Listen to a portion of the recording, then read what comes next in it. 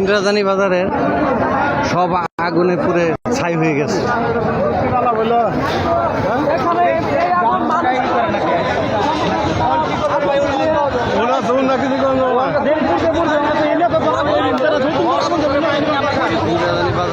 ইন্দ্রাজানি বাজার সৌগপুর থানার ঐতিহ্যবাহী ইন্দ্রাজানি বাজারে আগুন কাণ্ড হইয়া সব কিছু শেষ।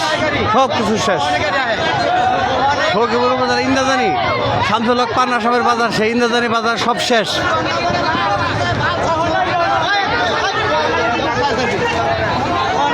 ফায়ার সার্ভিস এখনো আসতে পারে নাই।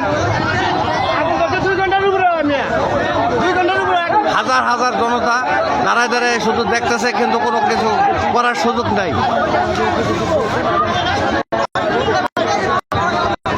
উৎসুক জনতা, হাজার হাজার জনতা